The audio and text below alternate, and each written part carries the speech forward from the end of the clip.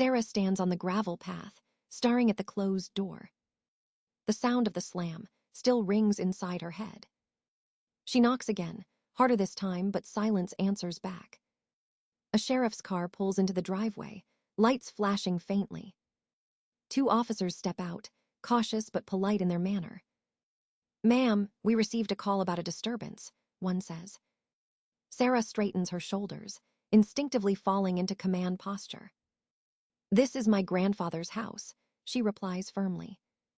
The older officer checks his tablet, frowning at the screen. Property records list Richard and Lydia Monroe as current owners. The words slice through her like cold metal. "That can't be right," she whispers, voice shaking despite discipline. "My grandfather promised this house to me before he passed." Her mind flashes back to the porch swing and his warm voice.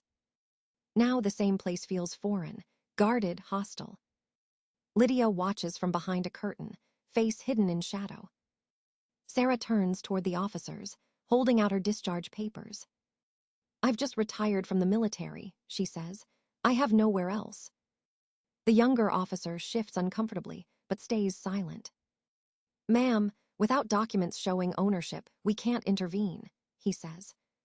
Protocol feels heavier than justice in that moment. Sarah lowers her hand, eyes fixed on the brass doorknob. "Understood," she replies, words clipped, tone steady. The officers leave, gravel crunching beneath their tires. The silence that follows feels absolute, suffocating. She walks back to her car and sits behind the wheel. The farmhouse glows faintly in the fading afternoon light. Her reflection in the rearview mirror looks like a stranger. 20 years of duty, and now she's an outsider in her own home. She opens her notebook, the one she carried through every deployment. Each page once held enemy coordinates and mission codes. Now she writes a different kind of report. Subject: house. Current occupants: Richard Monroe, Lydia Monroe. She notes times, vehicles, every movement she can observe. Training takes over where emotion should be. The heart grieves, but the mind begins to strategize. She drives into town and rents a small room near the highway. That night, sleep refuses to come. The ceiling hums with the faint buzz of a dying bulb. She replays every word Lydia said, every glance of contempt. When dawn breaks, Sarah drives back to the old oak by the fence. From there, she can see the porch clearly through binoculars. Someone moves inside, drawing the curtains tight. She marks the time, 700 hours, and keeps writing. The notebook becomes her mission log, her new battlefield map. Her family has drawn the first line. Sarah knows she won't retreat this time. The farmhouse stands still, its windows reflecting the rising sun. Somewhere inside, her father's voice echoes, a ghost of authority. She closes the notebook slowly, breath measured, pulse steady. If they want war, she thinks, they've chosen the wrong soldier. The diner smells like burnt coffee and old memories. Sarah sits across from Elena Cho, her oldest friend and now a lawyer. Elena flips through a stack of documents, brows knitted together. "These are the property transfer files," she says quietly. Sarah leans closer, heart thudding against her ribs. Her name stares back from the papers in perfect ink. The signature is flawless, down to the sharp curve of the M. But she never signed anything, not once. "Elena, this is forgery," Sarah says, voice trembling. Elena nods slowly, tracing a line across the notary stamp. "The records show your approval came from a military ID," she says. Sarah freezes, mind racing through old security procedures. Only someone with clearance could access that level of verification. Her father worked in defense contracts for over 30 years. He knew how to navigate the system better than anyone. "He used my credentials," Sarah whispers, realization dawning painfully. Elena exhales, flipping to another page on her tablet. "The property wasn't sold to Lydia directly," she says. "It was transferred to a shell company, Silver Pine Holdings." The name feels like poison on Sarah's tongue. She scrolls through the company data, and finds only empty trails. No address, no employees, just layers of paper walls. "Elena, who's behind it?" she asks. Elena taps her screen, zooming in on a line of text. "Registered Agent Mark Hale," she reads aloud. Sarah stares at the name, her breath catching. Mark, Lydia's husband, logistics officer for a military supplier. The betrayal runs deeper than she imagined. The waitress refills their cups, steam rising like thin ghosts. Neither woman touches their coffee. "They're using my identity for more than property," Sarah says. Elena nods. "We've found bank accounts in your name, too." Withdrawals, deposits, large transfers to unknown destinations. Sarah clenches her fists beneath the table. Her entire life, service, savings, reputation, turned into a weapon. Elena closes her tablet and looks her straight in the eyes. "This isn't just theft, Sarah. It's a coordinated operation." Her friend's tone is clinical, but her eyes hold worry. "If the military finds these false accounts, you'll be investigated first." Sarah's chest tightens as fear mixes with fury. "They're setting me up," she says, voice low and hard. Elena nods again. "We need to act before the next move." She starts drafting legal notes, her handwriting sharp and fast. Sarah looks out the window at passing cars, mind already calculating. Every instinct from her years of service returns with precision. This isn't a family dispute anymore. It's a mission, one where failure means losing everything. Elena slides a folder across the table. "Keep this," she says. "Evidence copy, timestamps, digital trails." Sarah takes it, feeling the familiar weight of command settle in. The enemy isn't across the ocean this time. It's at her family table, smiling in her father's house. And now she knows exactly where to strike next. Rain falls in thin silver lines across the windshield. Sarah sits in her car, engine off, lights dim to shadow. The farmhouse glows faintly through the trees, quiet and wrong. Every curtain is drawn, every window sealed tight. At midnight, headlights appear at the end of the road. A van rolls in, no markings, moving slow and silent. Two men step out, faces hidden under dark caps. They unload metal crates through the basement door. Sarah lifts her camera, recording every move, steady hands. She zooms in on the side of one crate. Faint stenciling reads, "Property of U.S. Defense Department." Her pulse skips a beat, fear twisting into cold clarity. They are smuggling military equipment through her grandfather's home. The men disappear inside, the door closing behind them. She notes the time, 0027 hours, then lowers the lens. Her phone buzzes with a new message, no sender ID. "Stop watching, we know where you sleep." Sarah's stomach knots, but she doesn't flinch.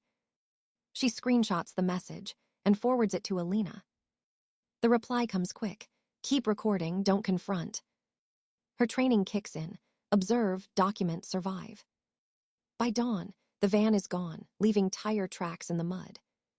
She steps out quietly, collecting samples, photographing footprints. The morning sun rises over the house like an accusation. Back at the motel, she uploads the footage to a secure drive. Her inbox pings again, an official-looking email this time. "Unauthorized equipment transfers detected under your clearance code." Her hands go numb as she reads it twice. They're framing her now, turning her identity into camouflage.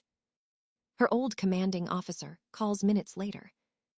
"Sarah, we're seeing suspicious shipments under your name," he says. "This isn't a clerical error. Someone's using your credentials." She swallows hard, forcing her voice to remain calm. "I know who," she replies, "and their family." There's silence on the other end, heavy and understanding. "Then tread carefully," he says. "They'll come after your record next." By afternoon, a post appears online from Lydia's account. "My sister's mental health has worsened since retirement," it reads. "She's hallucinating threats. Please respect our privacy." The lie spreads faster than truth ever could. Comments pile beneath the post like stones. Sympathy for Lydia, pity for Sarah, doubt for everything else. She captures each screenshot, each thread, each accusation. The narrative is shifting, and they are writing her downfall. But Sarah knows how to counter disinformation. She's done it in war zones. She'll do it here. That night, she drives past the farmhouse again. Another van waits by the gate, lights off. She presses record and whispers to herself. They think they can bury me in lies. Her eyes harden as she focuses the lens. But I've survived worse than family. The rain starts again, soft against the roof. Inside the car, the camera keeps rolling, silent witness to betrayal. Sarah drives through the night, headlights cutting through mist. The city glows ahead, like a circuit board under rain. She parks near an old brick building with no sign. Inside, two familiar faces wait, Noah Trent and Riley Moore. Noah's hair is longer now, but his eyes are still sharp. Riley taps a keyboard, multiple monitors flashing lines of code. They were once part of her cyber defense unit overseas. Now, they're her only allies left. I need your help, Sarah says, voice steady but strained. They've stolen my identity, my house, and now my clearance. Noah exhales, rubbing his jaw. Family. Sarah nods once. My father, my sister, and her husband. Riley pauses, her fingers hovering over the keyboard. Then this isn't just theft, she says.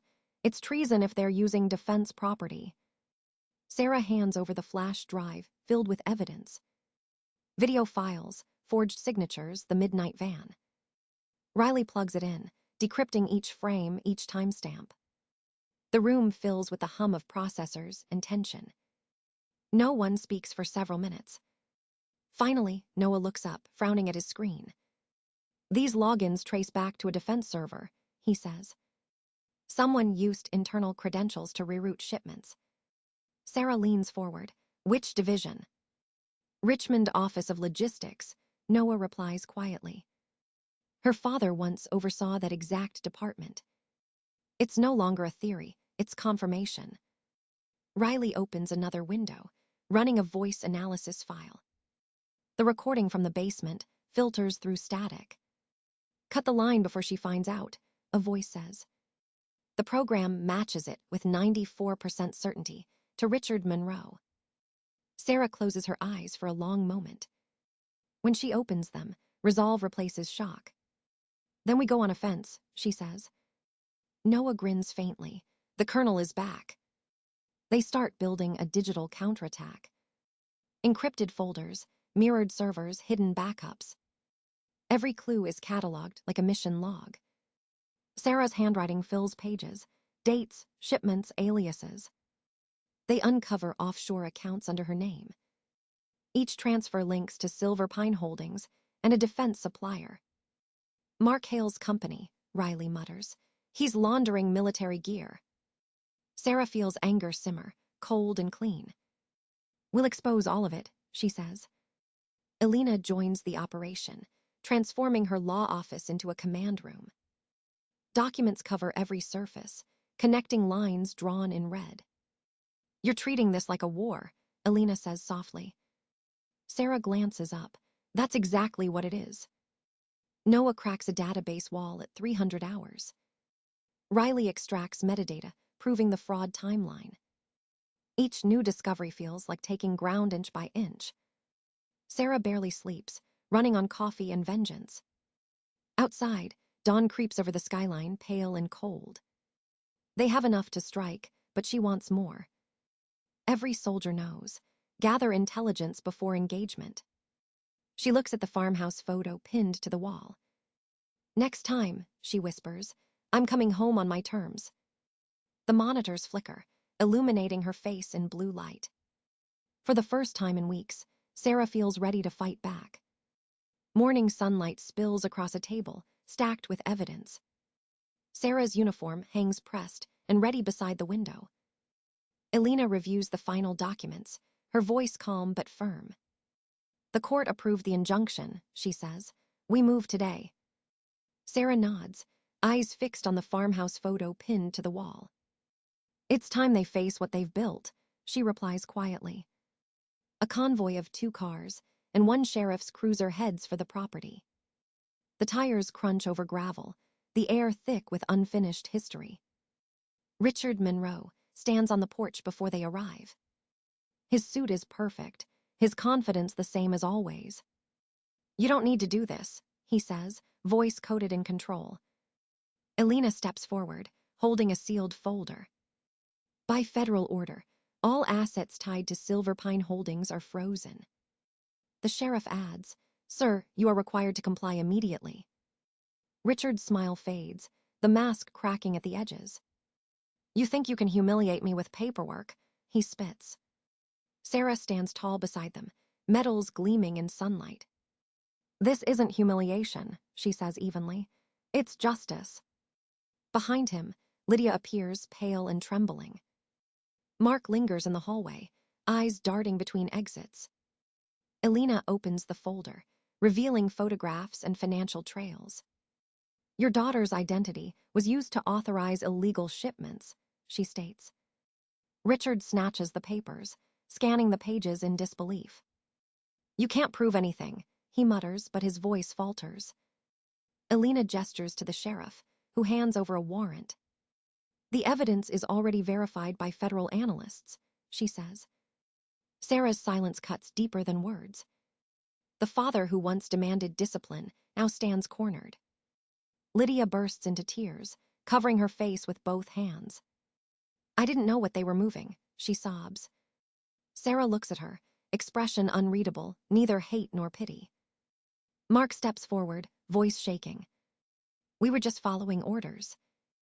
"Then you'll answer for them," Sarah replies coldly.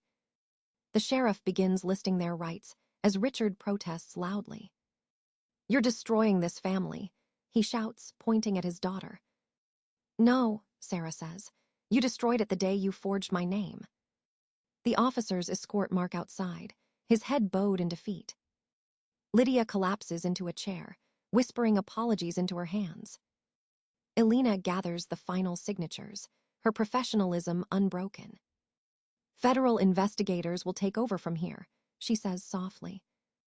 Sarah watches the porch, the same one that once felt like home. It now stands stripped of lies, bare under the morning light. For years, she served her country with loyalty and truth. Today, she serves those same values against her own blood. As the sheriff drives away, Richard glares from the window.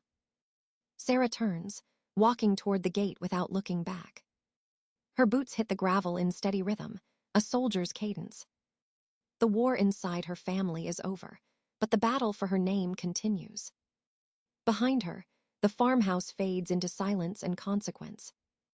Ahead, the road stretches open, waiting for the next reckoning. The courthouse hums with quiet tension as Sarah takes the stand. Rows of faces blur behind the bright courtroom lights. Across from her, Richard, Lydia, and Mark sit beside their lawyer. Their eyes avoid hers, fixed on the polished table surface. Judge Harmon adjusts her glasses, voice steady and precise. "Lieutenant Colonel Monroe, please present your evidence." Sarah rises, posture straight, every movement disciplined and exact. She opens the folder, revealing forged signatures and timestamps. "These documents authorized illegal shipments under my clearance," she says. The screens flicker to life, displaying the proof in sharp detail. Audio recordings follow, her father's voice cold and commanding. "Cut the line before she finds out," echoes through the room. Murmurs ripple among the spectators like distant thunder.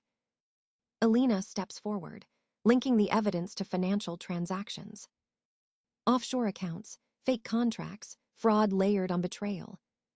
The lawyer for the defense stumbles over objections, voice faltering. The judge silences him with a raised hand.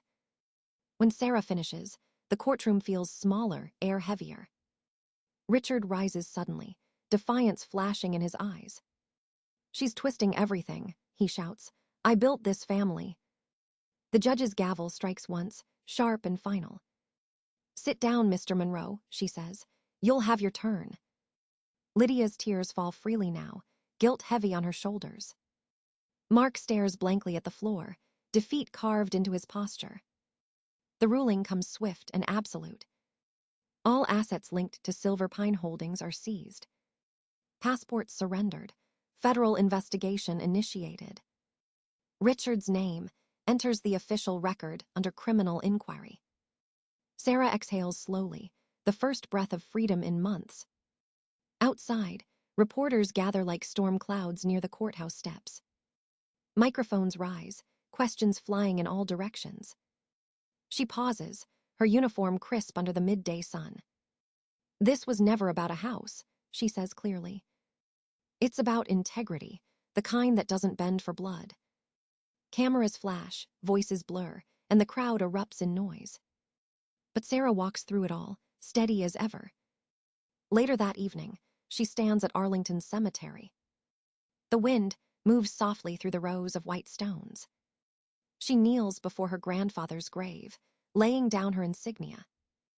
"Mission accomplished, sir," she whispers, voice breaking slightly. 6 months pass like a breath drawn and released. A small sign now gleams outside a modest office building. Monroe Cyber Shield, identity protection for veterans. Inside, analysts work quietly, screens filled with recovery cases. Sarah watches from her desk, pride tempered with peace. Each victory feels different now, smaller but real. A letter arrives from the county. The farmhouse auction is set. She visits once more, walking through empty rooms of memory. The anger is gone, replaced by quiet acceptance. She leaves her grandfather's favorite book on the mantel. Not reclaiming it, just saying goodbye. That night, at the Veterans Hall, she raises a glass with her team. "To battles fought and honor restored," she says softly. In the crowd, she sees faces of those who never stopped believing. The war within her family is over, but her mission endures. Honor, she thinks, is not inherited. It's earned again and again. The morning light spills across the Veterans Center Hall. Sarah stands before a room of men and women in uniform. Her voice is calm, measured, carrying the weight of truth. "Identity theft isn't just numbers," she says. "It's betrayal." Faces nod, some knowing too well what loss feels like. She clicks to the final slide, showing her old family name. "Sometimes the enemy looks like someone you love," she says. Silence follows, heavy and respectful. When the session ends, a veteran shakes her hand softly. "Your story gave me courage to fight back," he says quietly. Sarah smiles, the kind that comes from quiet healing. Outside, the air smells of rain and new beginnings. She looks at the horizon, where sunlight breaks through gray. Her phone buzzes, a message from Alina. "Contract cleared.